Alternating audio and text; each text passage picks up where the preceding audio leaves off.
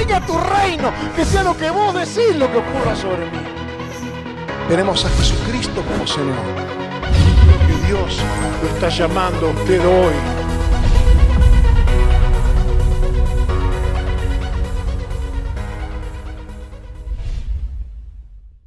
Pueden tomar asiento los hermanos que me van a ayudar a repartir la cena. Venid. Vamos a tomar la cena antes de la prédica para que los hermanos que tal vez se tienen que ir un poquito más rápido puedan participar. La dejamos a veces para el final, es un tema. ¿Por qué hago estas cosas yo? ¿No? ¿Cuántos leyeron alguna vez el pasaje de Primera de los Corintios donde el apóstol Pablo explica acerca de la cena del Señor? ¿Cuántos lo han leído? ¿Para qué el apóstol Pablo le escribe a la iglesia de Corintios cómo se debe participar de la cena del Señor? Si no es para corregir desórdenes. O sea, el propósito de ese pasaje es establecer un orden en la iglesia para que todos puedan participar decentemente, para que todos puedan participar sin caer en ninguna clase de condenación. Por eso la cena del Señor, como nosotros la practicamos, como nosotros hemos aprendido de parte del Señor, tiene un orden. Y ese orden tiene que ver con la congregación. No es un ritual que se hace a pesar de, sino que es un acto de carácter espiritual donde nosotros hacemos voluntariamente una confesión de que nos sentimos parte del cuerpo y limpios por la sangre. Somos una iglesia, somos un cuerpo, somos carne de su carne, hueso de su hueso. Esa es la iglesia del Señor. Tenemos entre nosotros un pacto de amor. Somos un solo pan que es partido. Simbólicamente, emblemáticamente. Y una sola sangre la que nos hizo limpios a todos. No, nadie hizo un mérito para merecer la salvación. Solo la sangre de Cristo de la cual participamos todos. Amén. Por eso el apóstol Pablo dice la noche que el Señor fue entregado, tomó pan y primeramente dio gracias. En el pasaje donde el Evangelio de Lucas cuenta de los dos amigos que iban camino a Maús y estaban al lado del Señor y no habían entendido que estaban con el Señor, dicen que al momento de partir el pan y de la manera en que el Señor dio gracias, se le abrieron los ojos, y entonces se dieron cuenta que estaban con el Señor. ¿Qué significa que se te abran los ojos? Significa que puedas darte cuenta de la importancia que tiene compartir la mesa del Señor. Él está aquí en esta noche con nosotros. Entonces, al participar del pan lo hacemos con dignidad, dando gracias. Gracias porque en el mundo hay división, en el mundo hay enemistad, en el mundo hay guerra, en el mundo hay envidia, hay codicia, hay avaricia, pero en la iglesia del Señor hay unidad. Hay unidad. Somos uno. Eso es lo que nos hace ir en contra del mundo. Cada vez que aceptamos dividirnos, cada vez que aceptamos quejarnos los unos de los otros, cada vez que murmuramos, cada vez que nosotros le permitimos al enemigo que nos transforme en el mismo espíritu que hay en el mundo, no nos damos cuenta que pasamos a jugar para el equipo contrario. Pero cada vez que perdonamos, cada vez que pasamos por alto una ofensa, cada vez que nosotros contemplamos que el hermano se puede equivocar, pero yo también me puedo equivocar. O tal vez yo me estoy equivocadísimo, el que está correcto. Cada vez que yo tomo esta actitud de humildad, me fundo en el cuerpo de Cristo, entonces voy en contra. Entonces estoy haciéndole una revolución a Satanás. Una revolución de unidad, de amor al prójimo, lo que Cristo vino a enseñar. Y al participar del pan, lo que estamos haciendo es declarar eso públicamente en los lugares celestiales. Después tenemos que vivir de acuerdo a lo que hemos hecho. No solamente un ritual, sino una decisión de vida, es lo que vamos a hacer. Padre, te damos gracias por esta unidad que viene de tu Espíritu, Señor. Una iglesia, una fe, un bautismo, un solo Dios, un solo mediador entre el Padre y los hombres, Jesucristo. Un solo Espíritu que está en cada uno de nosotros, una sola sangre que nos compró, un solo cuerpo que viene a buscar, una sola iglesia que Cristo viene a buscar, limpia, sin manchas, sin arrugas, sin ninguna cosa semejante. Y nosotros nos declaramos parte. Ahí es donde queremos estar. No queremos ser solitarios, llaneros solitarios, sino queremos ser parte. Queremos estar donde tú estás y tu corazón está con la iglesia. Por eso el Espíritu Santo nos dice: ven, Señor Jesús. Y la iglesia dice: ven, Señor Jesús. Y en esta esperanza participamos del pan.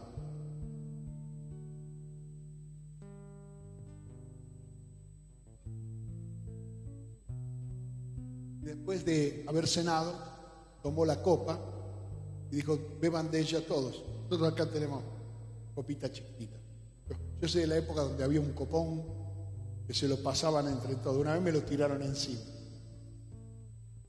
Todo, completo. Sí, era como un balde. Me fui ese día de la iglesia completamente cubierto de vino. ¿Y qué significa beber todos de una misma copa? El significado de la copa no es lo importante, ¿no? Sino el contenido. El nuevo pacto. ¿Qué contiene esta copa? Contiene el sacrificio de Cristo por nosotros. Emblemáticamente, un nuevo pacto. Un pacto donde ya hay un garante, donde ya no es como en el antiguo pacto donde había que cumplir con la ley, ser perfecto, sabiendo que era imposible, sino que ahora en este nuevo pacto estamos declarando la garantía. Esta sangre es la garantía de tu salvación. Esta sangre que se derramó es el salvoconducto al cielo. No hay diablo, no hay poder que se pueda levantar contra esta sangre. La sangre de Jesucristo tiene todo poder. Derrotó el pecado, derrotó la muerte, derrotó a Satanás. Y todos los días esta sangre sobre nuestras vidas es nuestra victoria. Tenemos la sangre de Cristo, tenemos la palabra de Dios, tenemos el Espíritu Santo. Esas tres cosas poderosas en nosotros, para que nosotros digamos: sí, yo quiero participar. Yo quiero que esta sangre opere en mi vida para salvación. Por eso, con gratitud, Padre, tomamos esta copa en el nombre de Jesús, pidiéndote perdón por todos nuestros pecados. Sabemos que esta sangre nos limpia, pero no ha sido nuestra voluntad pecar. No era nuestra intención ofenderte. Por eso te pedimos perdón. Pero te pedimos también, Señor, que por las promesas que nos has hecho por medio de Jesucristo, puedas limpiarnos, Señor, hoy de todo pecado y levantarnos una vez más, renovar nuestro pacto contigo una vez más, porque lo hacemos en memoria de Jesús. Y salir de este lugar, Señor, renovados por medio de la sangre de Jesucristo, que tiene todo poder, que venció al diablo, que venció al pecado, que venció a la muerte y que nos sigue dando la victoria porque es viva y eficaz. En el nombre de Jesús participé de la copa. Gloria a Dios. Qué rico.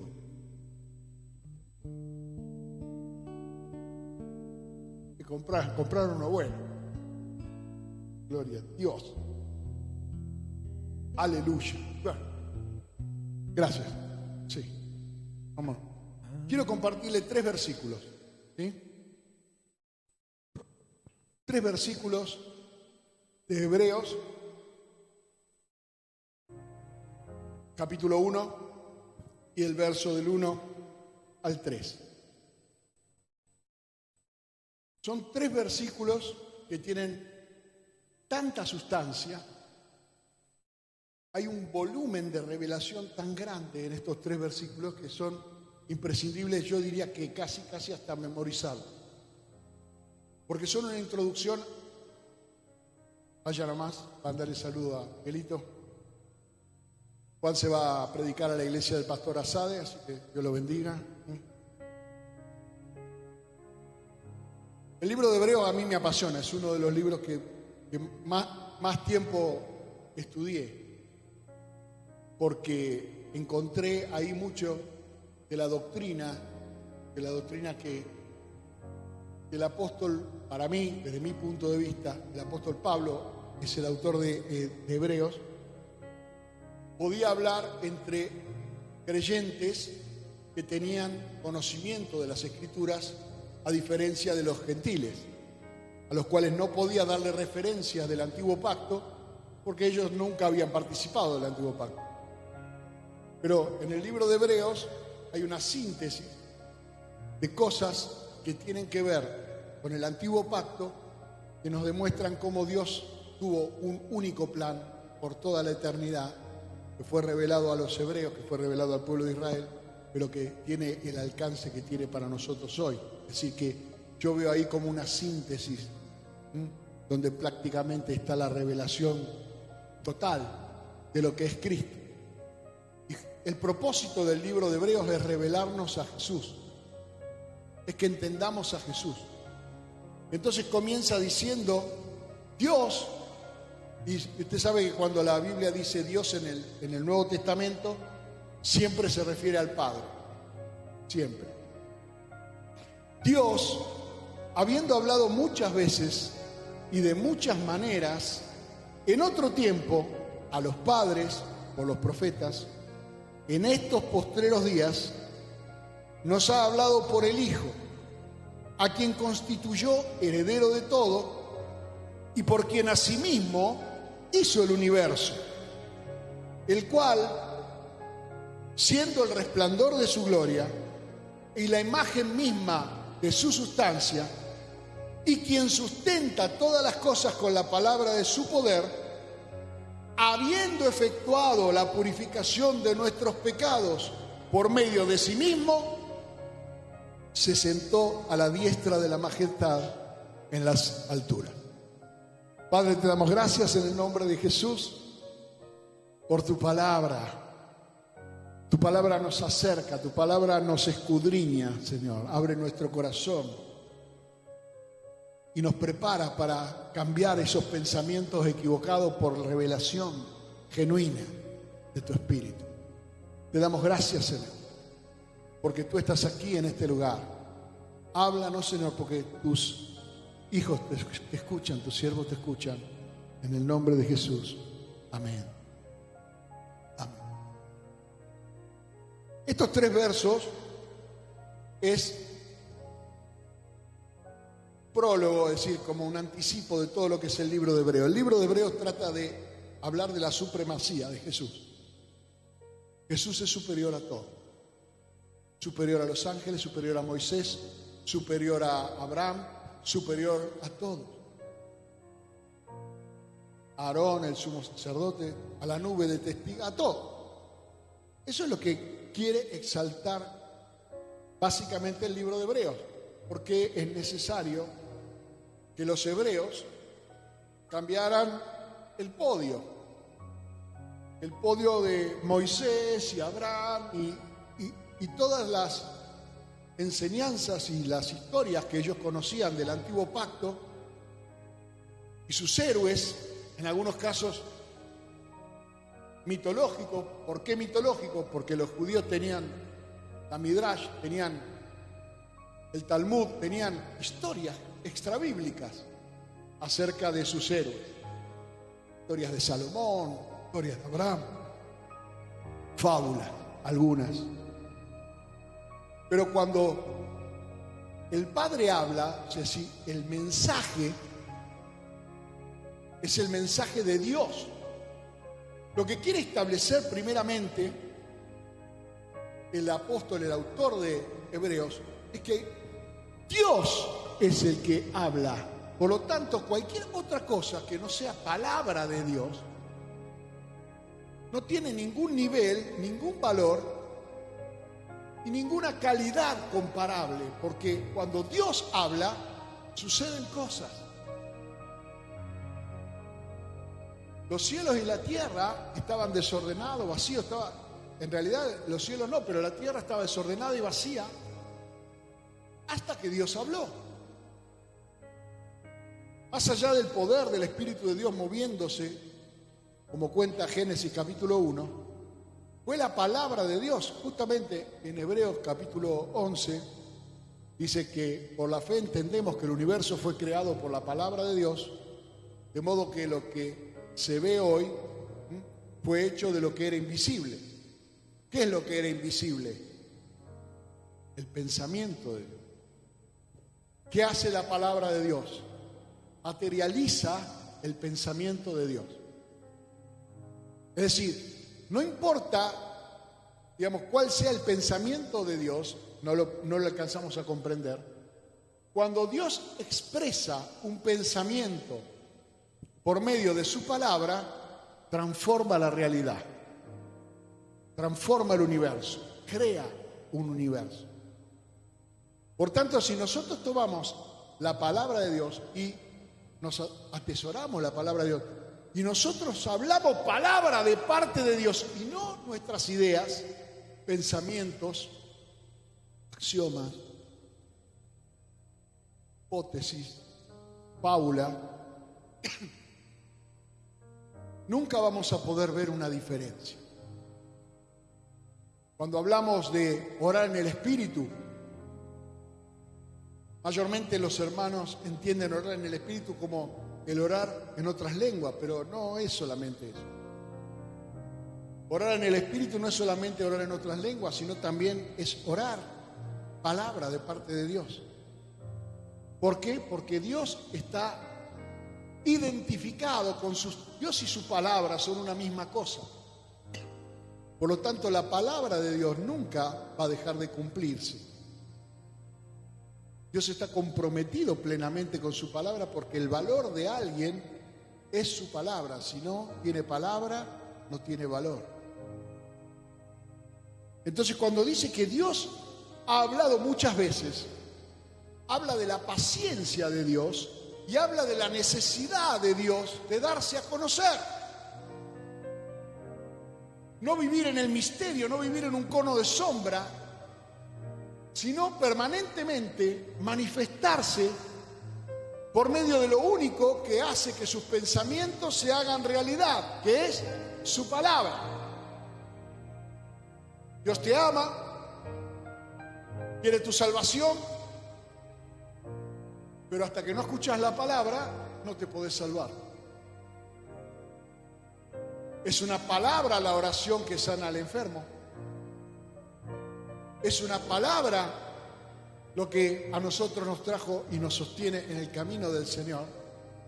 Por tanto, el diablo apuntará toda su artillería a tratar de que hables cualquier cosa sentimental, que te haga sentir mejor momentáneamente, pero que dejes de lado la palabra de Dios como algo secundario, para que en tu vida no pase nada. Una vez me dijo alguien, necesitaba un abrazo y me diste un versículo. Y yo le dije, por supuesto, y lo volvería a hacer, porque con mi abrazo no obtendrías nada, pero con la palabra de Dios puede cambiarlo todo. Absolutamente todo. Un abrazo te lo puede dar cualquiera, yo también. Pero el apóstol Pablo decía, prefiero hablar 5 palabras con sentido que hablar en lengua. Imagínense hablar en lengua comparado con dar un abrazo. Es la palabra de Dios y la importancia de Jesucristo como el mensajero de los últimos tiempos, de los postreros tiempos. Dios, habiendo hablado muchas veces y de muchas maneras, le habló a los padres por medio de los profetas, en estos postreros días, ahora es cuando Dios ha elegido hablarnos por medio del Hijo. Por lo tanto, ahora no solamente nosotros tenemos el valor de la palabra de Dios, sino el precio que costó que la palabra de Dios nos haya llegado. O sea, Jesucristo pagó con el derramamiento de su sangre que usted y yo tengamos un mensaje para hoy. El precio de esa comunicación fue carísimo. ¿Cómo no vas a atender? ¿Cómo no vas a escuchar lo que Dios te tiene que decir? Si a precio de sangre, con la muerte de una vida impecable, de una vida perfecta en la cruz, Jesucristo ganó ese derecho de hablarte, de hablar a tu corazón. Es el Hijo, el mensajero postrero de Dios. Fuera de Él no hay más mensaje. Cuando Él dijo consumado es, ya está el mensaje, es Él. Él es el verbo, es el logos, es la palabra hecha carne. Él compró ese derecho de hablarnos. Luchemos contra los que menosprecian la palabra de Dios, contra los que quieren que la iglesia sea un club social. Cuando nosotros somos fruto de esa palabra que nos dio vida, que resucita a los muertos, que transforma la vida. El apóstol Pablo le escribía a la iglesia de los Gálatas y le decía: ¿cómo fue que ustedes recibieron el Espíritu Santo? No fue por el oír con fe. La fe no es por el oír, y el oír no es por la palabra de Dios. Entonces, ¿qué nuevo evangelio se han inventado ahora, donde lo que vale es otra cosa? Donde la añadidura está por encima de lo principal. El mensaje es el Hijo. Pero ¿qué dice también aquí? Que Jesucristo es el heredero de todo. Él es el que tiene todo, el que recibió todo. Él es el propietario, es el Señor absoluto. Él es el que constituye los ministerios, Él es el que salva las almas, y Él es el que ha sido determinado por el Padre para gobernar el universo, porque también Él es el que lo hizo. Por eso es el autor y consumador de toda nuestra fe, de todo nuestro sabiduría, de todo lo que usted y yo entendemos y sabemos. Se le ocurrió a Jesús y Jesús lo hizo. Eso significa ser autor y consumador, tener una idea y hacerla. Así es como funciona Dios. Pero también Cristo es la revelación del carácter de Dios, lo que nosotros podemos entender. Él dice que es el resplandor de la gloria de Dios. ¿Cómo yo podía entender cuánto Dios me ama si no veo el precio que Cristo pagó por mí? ¿Cómo yo podía entender el poder de Dios sin saber que Jesucristo se levantó de entre los muertos y anduvo en el poder del Espíritu Santo, sanando a los enfermos, haciendo milagros? Y aún hasta el día de hoy el Cristo sigue teniendo poder, porque está sentado a la diestra del Padre intercediendo por nosotros, dando testimonio por sus señales de que somos suyos. El Padre no puede negar que Cristo murió por nosotros y sufrió por nosotros. Por tanto, cualquiera que invoca el nombre del Señor será salvo. El que invocare el nombre del Señor será salvo, porque el que en Él creyere, dice, no será avergonzado jamás. Por tanto, en Cristo Jesús yo entiendo la santidad de Dios, viéndolo apartado del pecado, de la maldad, de la codicia, de todas las cosas que hay en este mundo. Yo entiendo a Dios por medio de Jesucristo. Sin Jesucristo jamás yo podría entender a Dios. Tendría una imagen hecha por mi imaginación, pero la Biblia dice, no te harás imagen. Usted sabe que para hacer una imagen primero hay que imaginarla. Y eso es lo que está mal, imaginar a Dios. Porque la mente no tiene la capacidad de imaginarlo, sino que el Espíritu recibe la revelación de Dios por medio de la palabra. Él es la imagen misma de la sustancia de Dios, es decir, del carácter de Dios. La sustancia, ¿de qué material está hecho Dios? Si nos basamos en el apóstol Juan, Dios es amor. Ya está, Dios es amor. ¿Qué clase de material es eso? Dios es santo. ¿Qué clase de material es eso? Dios es altísimo, todopoderoso. ¿Qué clase de material es eso? ¿Cuál es esa sustancia? ¿Dónde se compra eso? Pero dice el apóstol Pedro que nosotros hemos recibido por medio de Jesucristo maravillosas promesas para que seamos participantes de la naturaleza divina. Ahí hay un sinónimo, o sea, cuando habla de la sustancia y habla de la naturaleza, está hablando de lo mismo. Si la sustancia de Dios es su poder, su santidad, su amor, la naturaleza de Dios es su santidad, su poder, su amor. Y nuestra participación con Él es para que nosotros podamos ser una expresión de su amor, de su santidad, de su poder.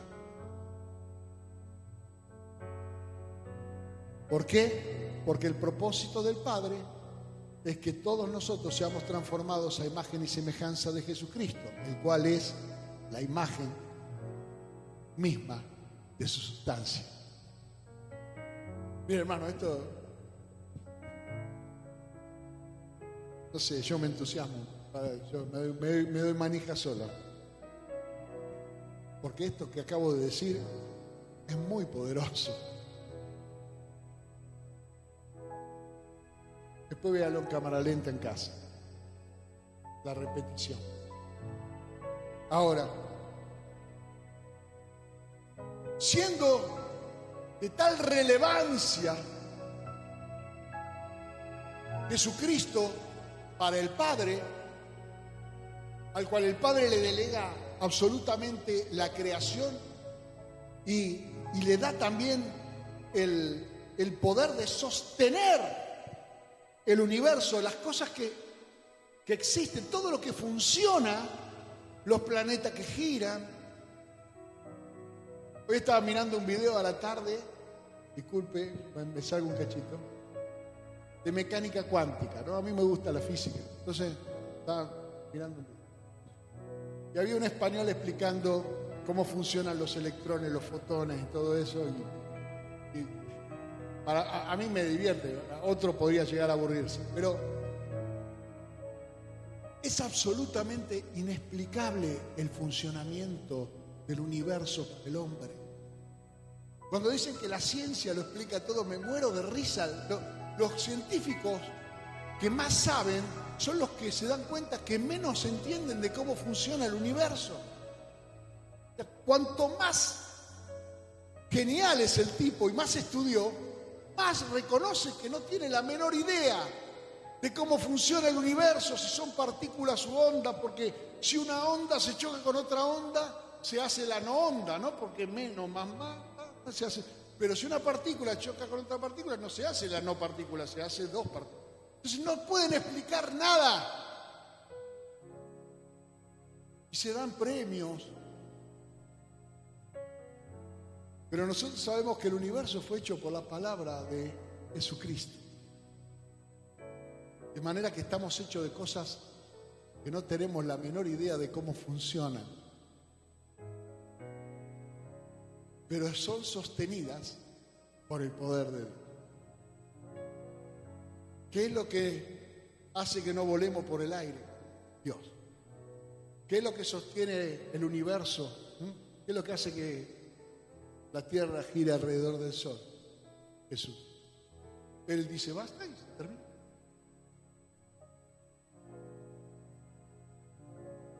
Y el que tiene esa palabra de autoridad no será escuchado por su iglesia.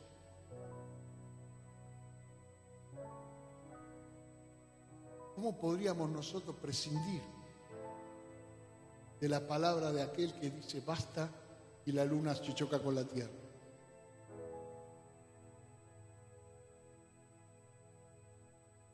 Y siendo esa grandeza tan sublime, Él hizo una cosa increíble. Se hizo hombre, se humilló a nuestro nivel para tener hambre, sed, frío, sueño, para tener unos padres que cuando era chico le daban seguramente instrucciones. Recuerdo ese pasaje del Evangelio de Lucas donde le dicen, ¿dónde estabas? ¿Dónde te habías metido? ¿Ah? Vinieron a reprenderlo porque él se había quedado enganchado en el templo. Y él le dijo, yo estoy en los negocios de papá. Él tenía revelación de quién era y para qué había venido.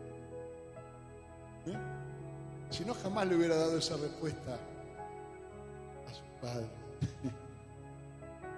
Él era consciente de que venía a morir en la cruz. Él era consciente de que iba a ser despreciado, porque Él es el autor de lo que salió por la boca de los profetas. Y Él sabía lo que dice Isaías capítulo 53. Varón de dolores, experimentado en quebranto, que escondimos de Él el rostro. Él sabía que venía a padecer y lo decía. Pero es necesario que Él purificara nuestros pecados por medio de sí mismo. Era el único medio. No existe un medio para ser libre de la condenación que no sea Jesucristo. Por eso predicar buenas obras o valores cristianos no generan la salud. Para eso ya existían religiones y existen un montón de lugares donde usted puede, y hágalo, está muy bien, pero hágalo en el nombre de Jesucristo, si realmente quiere que la persona pase de muerte a vida, de condenación a salvación. Porque de lo contrario, que no sirve de nada que yo le done a alguien $1.000.000 y se vaya al infierno. Él es el que purificó nuestros pecados por medio de sí mismo. Porque Jesucristo, como la religión de los judíos tenían un lugar de tabernáculo de reunión o el templo, tenían un sacerdote que era el que oficiaba, que mataba a las víctimas para el perdón de los pecados, y tenía la víctima, era cordero o el animal que le trajera. Pero Jesucristo fue templo, sacerdote y víctima. Porque Él es el templo, Él se declaró a sí mismo templo de Dios. Destruí este templo y en 3 días, dijo, lo reedificaré. Él es el santuario, Él es el lugar de encuentro con Dios. ¿Para qué existe el santuario? ¿Para qué tenemos este lugar nosotros? ¿Dios necesita este lugar? ¿En qué silla está sentado ahora?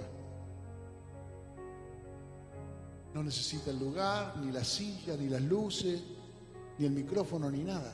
Somos nosotros los que necesitamos el santuario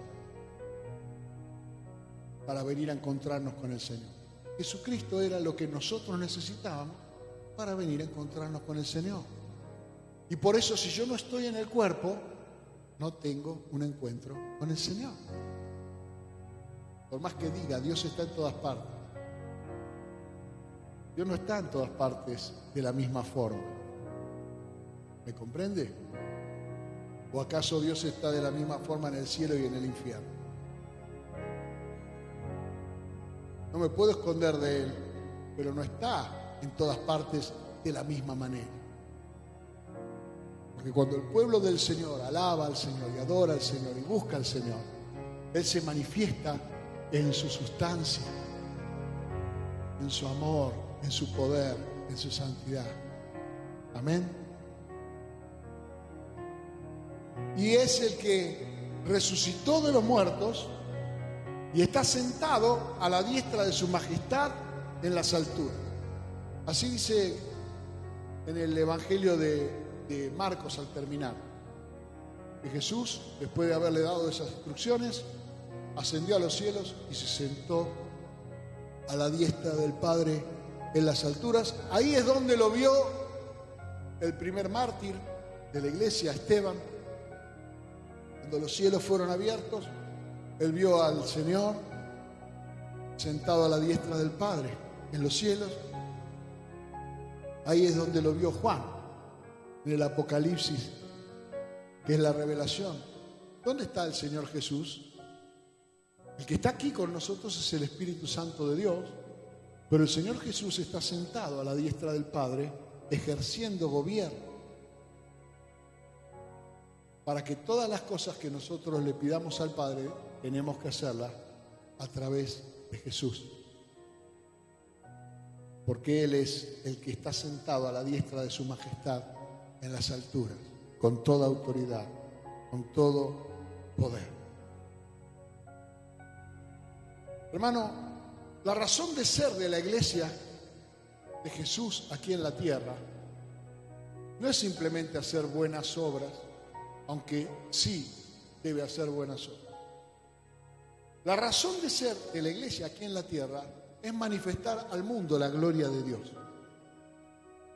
Porque la tierra será llena del conocimiento del Señor como las aguas cubren el mar. Y el conocimiento del Señor viene por medio de la predicación de la palabra de Dios. Miren, esto no solamente es un plan moderno. El Salmo 19 dice, por ejemplo, los cielos cuentan la gloria de Dios y el firmamento anuncia la obra de sus manos. Quiere decir que el sol, la luna, todas las cosas creadas tenían un propósito: anunciar palabra de Dios, dar testimonio de Dios. Isaías 43, verso 7. Todos los llamados de mi nombre, para gloria mía, los he creado, los formé y los hice. El propósito de los llamados es dar a conocer la gloria del Señor. Habacuc capítulo 2, verso 14. Porque la tierra será llena del conocimiento de la gloria del Señor como las aguas cubren el mar. ¿Cuándo ocurrirá esto? Cuando la iglesia del Señor crezca. Cuando nosotros anunciemos la gloria del Señor. 2 Corintios capítulo 4, verso 6. Porque Dios, que mandó que de las tinieblas resplandeciese la luz, es el que resplandeció en nuestros corazones para iluminación del conocimiento de la gloria de Dios en la faz de Jesucristo. Si usted toma Habacuc 2:14, donde hay una promesa de parte de Dios, y después lee 2 Corintios capítulo 4, verso 6, usted entiende cómo es que se cumple esa promesa de parte de Dios. ¿Cómo será llena la tierra? Por la iluminación del conocimiento de la gloria de Dios en la faz de Jesucristo. Este es el mensaje del Evangelio. El mensaje del Evangelio es revelar la gloria de Dios. El propósito de la vida de un creyente aquí en la tierra es revelar la gloria de Dios. La razón por la cual nosotros estamos hoy aquí reunidos es para buscar una revelación de la gloria de Dios. Lo que estás necesitando en tu casa para salir de la situación de crisis en la que estés es que se manifieste la gloria de Dios en tu casa. Si son tus finanzas las que tienen problemas, es porque a esa finanza le falta revelación de la gloria de Dios en tu finanza. Si es tu cuerpo el que está enfermo, a ese cuerpo lo que le hace falta es la revelación de la gloria de Dios en salud. Si cada una de las cosas que para nosotros hoy son un problema, las llevamos al punto de quiebre en el cual Dios tenga una oportunidad de manifestar su gloria, ahí es donde las cosas cambian. ¿Por qué? Porque Dios ama su gloria y la quiere manifestar. Dios quiere manifestar su gloria. Dios no simplemente quiere sanarte, Dios quiere manifestar su gloria por amor de sí mismo, sanándote en el nombre de Jesús. Ya termino. Y el apóstol Pablo dice: pero si nuestro evangelio aún está encubierto, porque hay personas que todavía no lo pueden ver, está encubierto entre los que se pierden. Es decir, para los que se salvan, está descubierto, está revelado. La diferencia entre el antónimo, digamos, de encubierto es revelado, es descubierto. Por lo tanto, predicar la palabra de Dios revela, descubre a Jesucristo, y al descubrir a Jesucristo, eso es lo que trae la salvación, que descubras a Jesús. ¿Dónde estaba Jesús? Esa es la pregunta que muchas personas me hacen a veces en consejería. Dice: ¿dónde estaba Jesús cuando yo tenía este problema? ¿Y dónde estaba Jesús? Le digo: bueno, es lo que vos tendrías que haber descubierto en ese momento.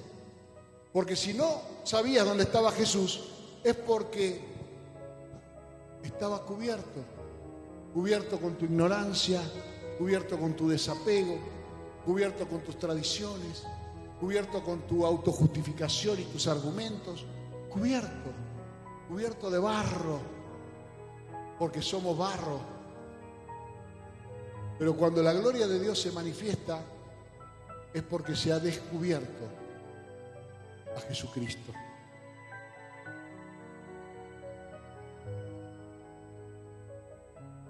Dice: el Dios de este siglo cegó el entendimiento de los incrédulos para que no les resplandezca la luz del Evangelio de Cristo, el cual es la imagen de Dios.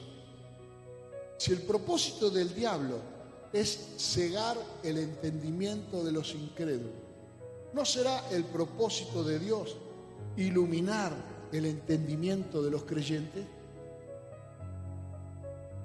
¿Y cómo se hace? Por medio de la palabra de Dios. Segunda Tesalonicenses: pero nosotros debemos dar siempre gracias a Dios respecto a vosotros, amados hermanos, por el Señor, de que Dios os haya escogido desde el principio para salvación mediante la santificación por el Espíritu y la fe en la verdad, a la cual los llamó mediante nuestro Evangelio. ¿Qué es el Evangelio? Una noticia. ¿Cómo se transmite una noticia? Con palabras. Para alcanzar la gloria de nuestro Señor Jesucristo.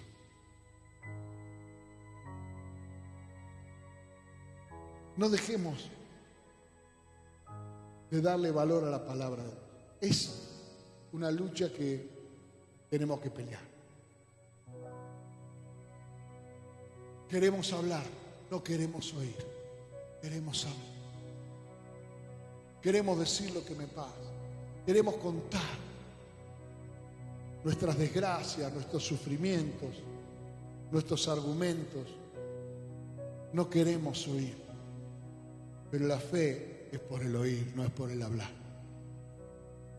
Hablar después de haber creído es totalmente distinto de hablar sin llegar a creer.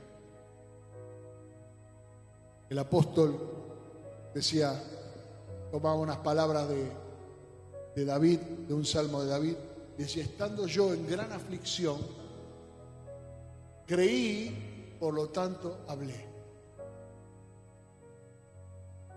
Pablo dice: cerca de ti está, la salvación está cerca, es la palabra en tu boca y en tu corazón, que si creyeres en tu corazón y confesares. Yo me rebelo contra el pensamiento de que confesar significa solamente hacer la oración de fe. Para mí, así como la fe es un continuo, la confesión de fe es un continuo. Es ¿qué te oigo decir cuando hablas? ¿Qué oye el Señor que sale de tu boca? ¿Qué oye el mundo que sale de tu boca? ¿Qué oye Satanás, el diablo, tu enemigo, que sale de tu boca?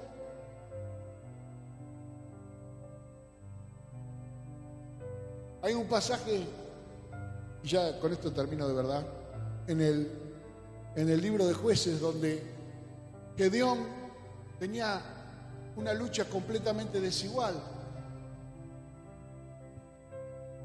Unos poquitos soldados contra un ejército. Pero a la noche el Señor lo manda a Gedeón a que vaya al campamento del enemigo a escuchar qué estaban hablando ahí. ¿Cuántos han leído ese pasaje? Y dice que escucharon que uno de los enemigos le contaba a otro enemigo un sueño. Mira, ellos sueñan sueño también, ¿ok? Digo, para los que sueñan sueño todo el tiempo y piensan que todo es... El enemigo también sueña sueño, ¿ok?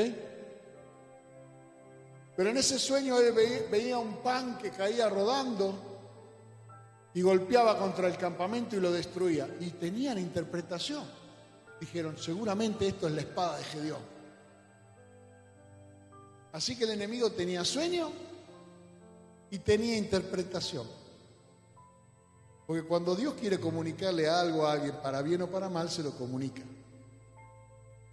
Se lo comunicó a Nabucodonosor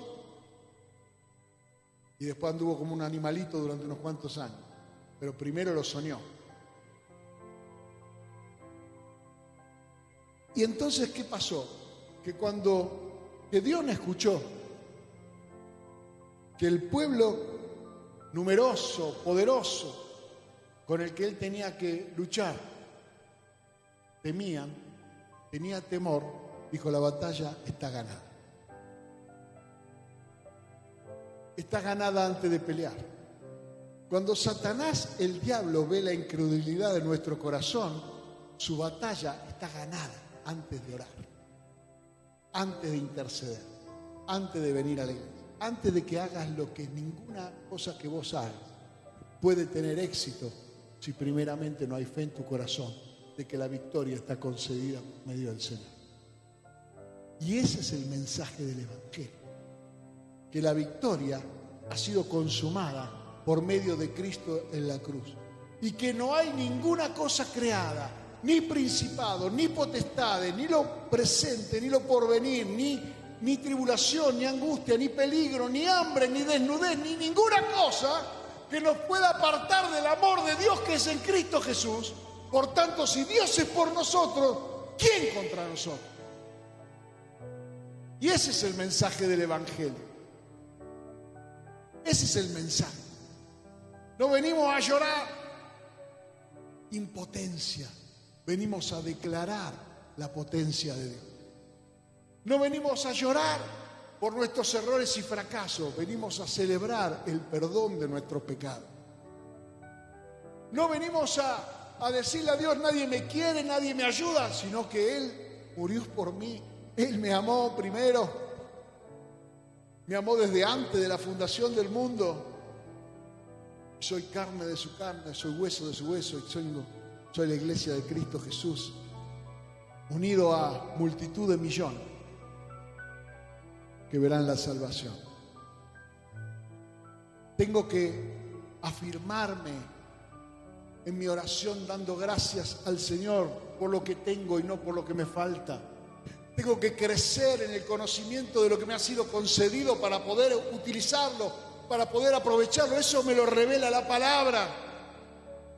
Tengo que saber que como padre puedo orar por mis hijos. Tengo que saber que como una persona, un hijo de Dios que va a una empresa a trabajar, ese lugar está bajo nosotros, bajo nuestros pies, bajo nuestra autoridad, para conquistarlo, para dominarlo, para manifestar la gloria del Señor ahí. Tengo que entender que cada vez que yo doblo mi rodilla, el cielo para la oreja. Y que nosotros no nos juntamos solamente porque acá nos tratan bien, que a veces ni bien nos tratan acá, sino porque nuestro objetivo es manifestar la gloria del Señor en esta generación, en este tiempo. Amén. Vamos a orar al Señor. Fuimos hechos para su gloria. Goza y amar. Dice Jeremías capítulo 9, verso 23. Así dijo Jehová: no se alabe el sabio en su sabiduría, ni en su valentía se alabe el valiente, ni el rico se alabe en sus riquezas, mas alábese en esto el que se hubiere de alabar, en entenderme y conocerme, que yo soy el Señor, que hago misericordia, juicio y justicia en la tierra, porque estas cosas quiero, dice el Señor. ¿Qué quiere el Señor? Misericordia, juicio y justicia. Te adoramos, Señor, te bendecimos. Señor, tu palabra es dulce como la miel.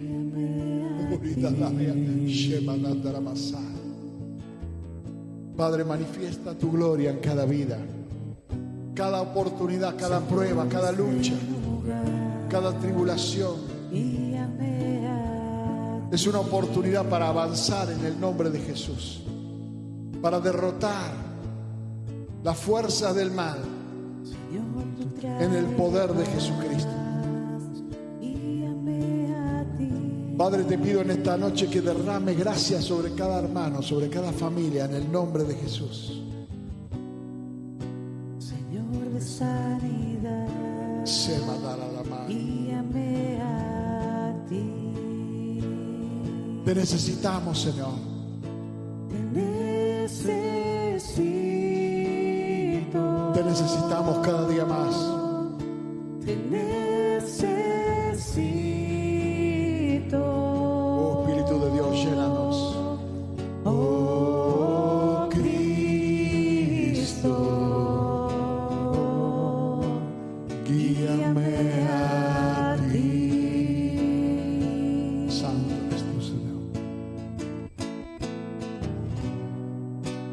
Lámpara a mis pies. Señor, queremos entregarte en esta noche Guíame a ti. todos nuestros planes.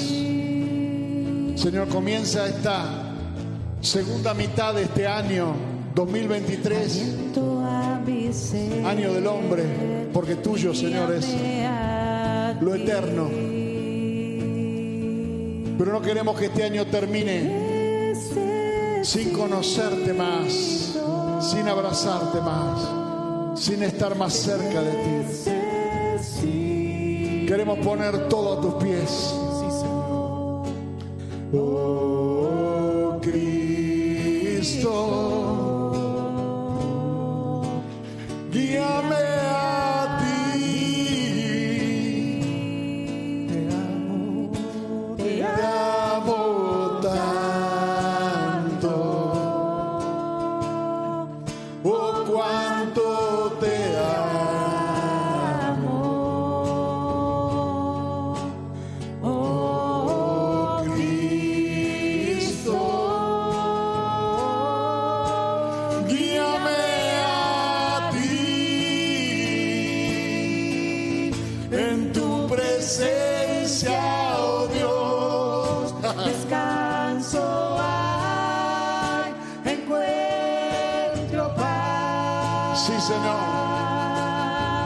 En tu presencia, oh Dios, vida hay sin final. En tu presencia, oh Dios, gozo hay, gozo hay. En tu presencia, oh Dios, vida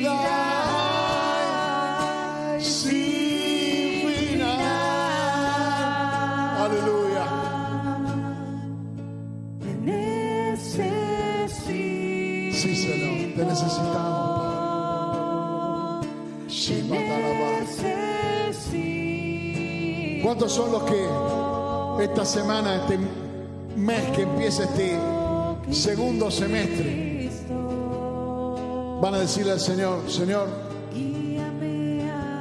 no quiero una solución, quiero que manifiestes tu gloria en mi circunstancia.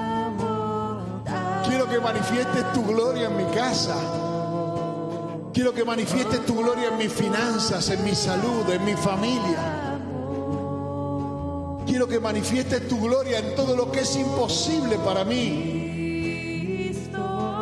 Pero tu gloria, Señor, cubrió los cielos y la tierra se llenó de tu alabanza.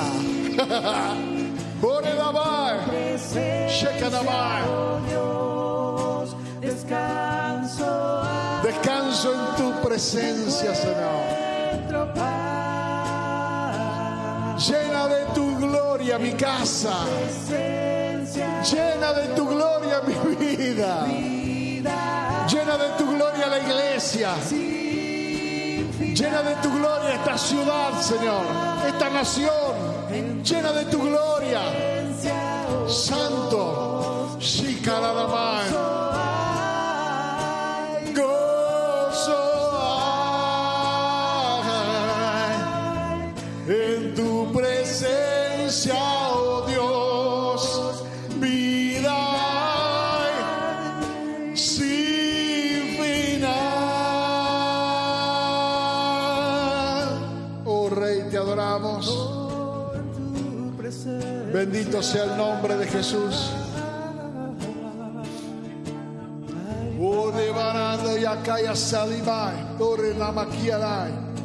Te bendecimos, Jesús.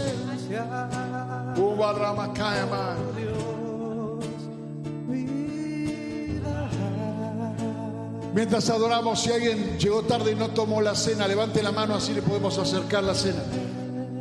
Alejandra, ¿me ayudas?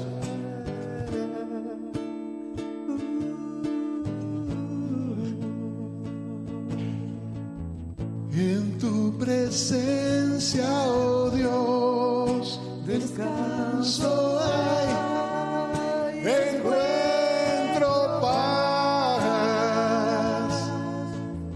En tu presencia, oh Dios, vida hay sin final. Somos un solo cuerpo en Cristo Jesús. Y por una misma sangre fuimos todos redimidos. Para ver una misma gloria, para conocer una misma gloria, para tener revelación de Dios en el rostro de Jesucristo. Santo el Señor. Sin final.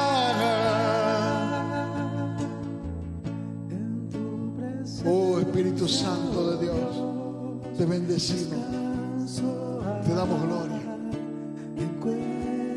Pueden participar del pan, que es el cuerpo del Señor, emblemáticamente, y la copa, que es la sangre de Jesucristo, emblemáticamente, que nos limpia de nuestro pecado. Sí, Señor. Jokalaya Taramai. Santo de Jesús, te bendecimos, te bendecimos, te bendecimos, te bendecimos, te bendecimos. Shamaka, Bambakiataramai. Y tomamos, Señor, esta determinación de que este año no terminará sin que veamos tu gloria en alguna de las luchas, de las pruebas, de los frentes que el enemigo levantó. Veremos tu gloria, porque tu gloria cubrió los cielos y la tierra se llenó de tu alabanza. Te alabamos, Señor. Te bendecimos, Señor. Te damos gracias, te damos gracias. Gracias, Jesús. Gracias, Señor. Gracias, Señor. Dios le bendiga, hermano. Que la gracia del Señor Jesucristo, el amor de Dios y la comunión del Espíritu Santo sea con todos. Amén. Amén.